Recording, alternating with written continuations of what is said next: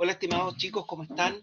Bienvenidos a esta segunda etapa ya de la última de este segundo semestre, después de una semanita que estuvo bastante gratificante desde la perspectiva de recuperar fuerza y espero que ustedes también lo hayan hecho.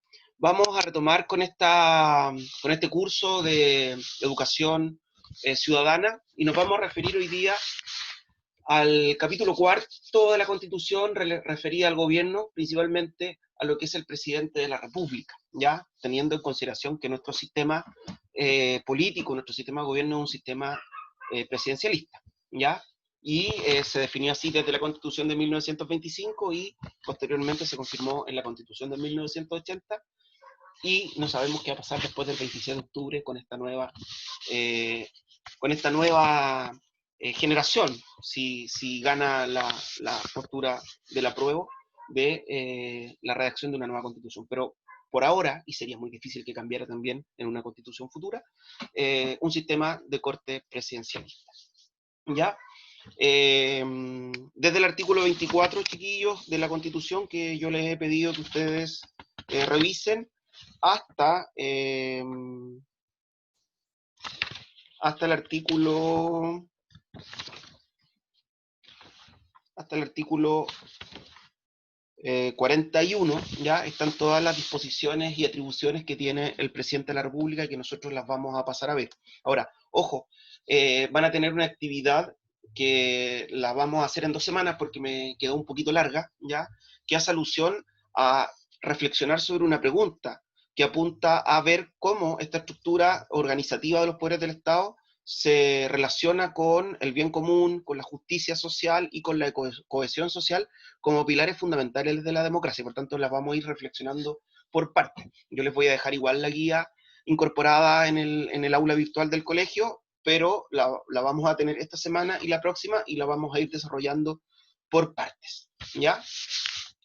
Ahora, el objetivo de aprendizaje de esta cápsula grabada, chiquillos, es que evaluemos las características y funcionamiento de la institucionalidad democrática, las formas de representación y su impacto en la distribución del poder en la sociedad, a la luz del bien común, la cohesión y la justicia social. Por eso que estamos orientados bajo estos 3 conceptos en lo que va a ser la actividad propiamente práctica, ¿ya?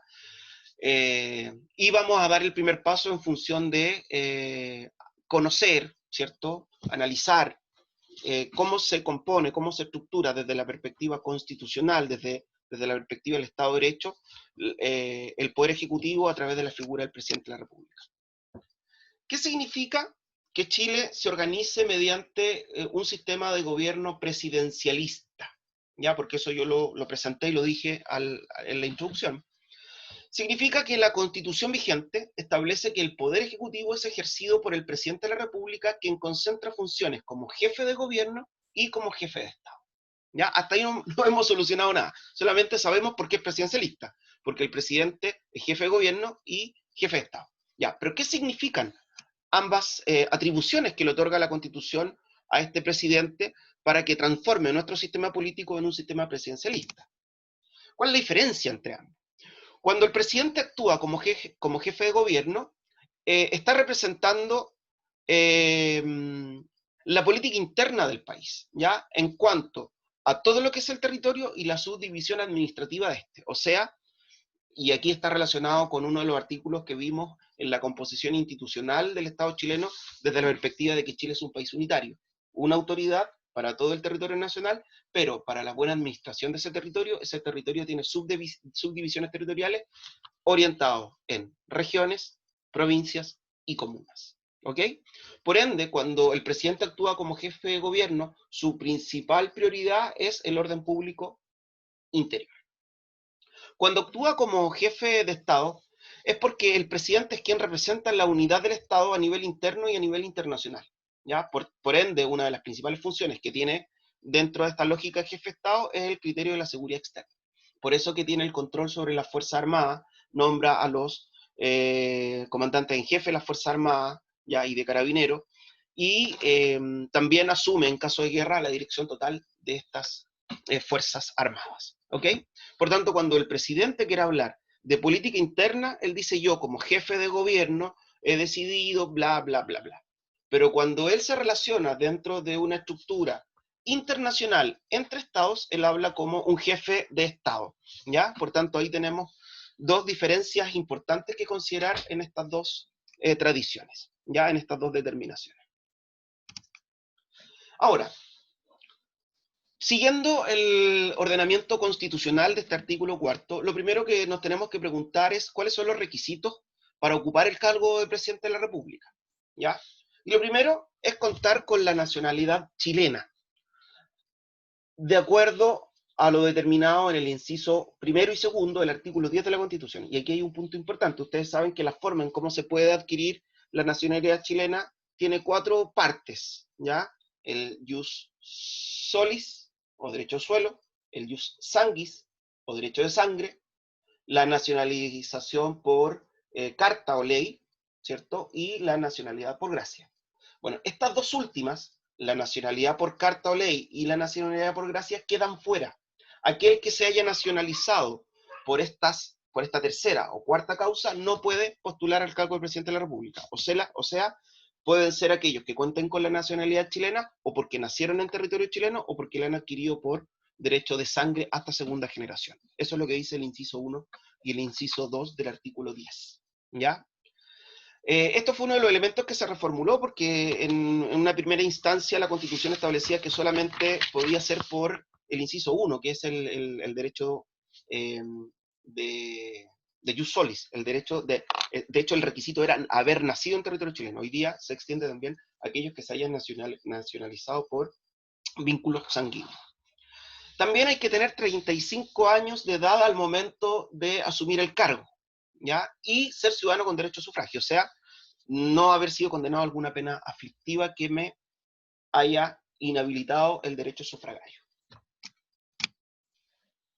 ¿Cuánto dura el presidente de la República en su cargo y cómo se elige? Ya, el presidente de la República, en un documento, en el documento original de la Constitución duraba 6 años, pero eso se reformuló el año 2005, y el presidente de la República solamente dura 4 años en el cargo, y no puede ser reelecto por un periodo inmediato. Ya sí puede ser reelecto, pero no por un periodo inmediato. De hecho, nosotros tenemos 2 ejemplos muy claros de presidentes, bueno, la presidenta Bachelet y el presidente actual, Sebastián Piñera, que fueron presidentes, vino otro presidente y posteriormente ellos volvieron a presentarse como candidatos y ganaron las elecciones. Ahora, este presidente de la República se elige por votación directa de mayoría absoluta, o sea, que en una primera vuelta va a salir electo presidente aquel que logre el 50%, el 50 más 1% de los votos. Si esa primera mayoría no se logra en primera vuelta, se considera una segunda vuelta entre las 2 primeras mayorías simples, ¿ok? Y de ahí viene todo un protocolo que pasa si ninguno de esos 2 candidatos logra una mayoría absoluta, cosa que no ha ocurrido, ¿ya? Pero ese protocolo también está escrito detalladamente en la Constitución. ¿Cuáles son las atribuciones especiales del presidente de la República? Y estos chiquillos están en el artículo 33, ¿ya? Pues yo hice una síntesis, pero ustedes los pueden leer con mayor detención. De hecho, no los puse todos, puse los más importantes. ¿Ya? El presidente concurre a la formación de leyes, las sanciona y las promulga, ¿ya? Y eso es una función colegislativa con el poder legislativo, ¿ya? De hecho, para el proceso constante de cómo se crea una ley, el presidente juega un rol importante, porque él es quien las firma y las promulga, y posteriormente se publican en el diario oficial.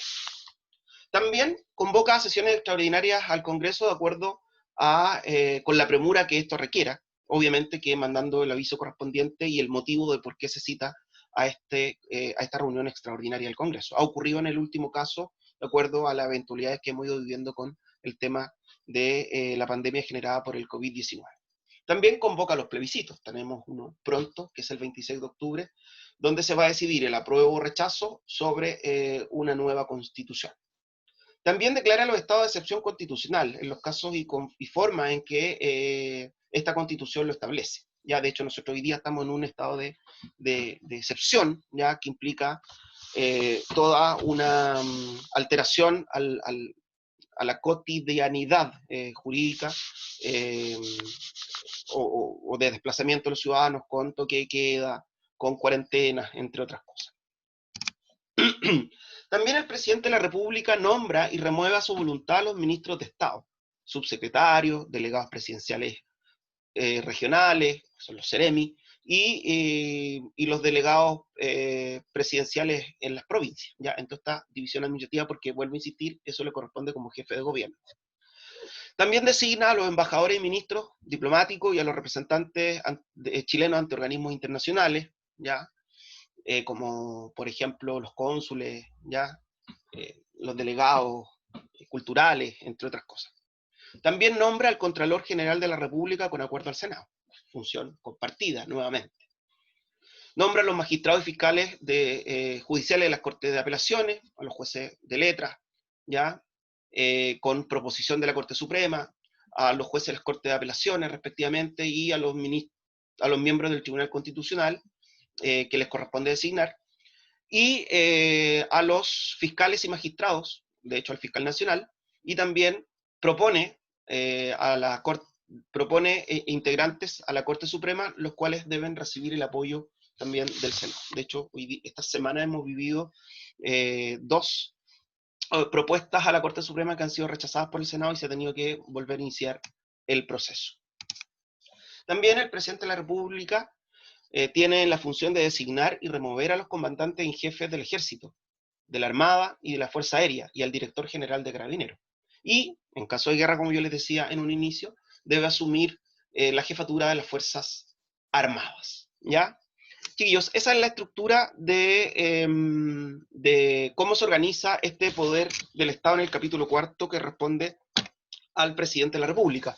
La siguiente cápsula grabada va a estar asociada a cómo se organiza, en el capítulo 5, que tiene que ver con el poder legislativo, ya compuesto por un Congreso bicameral.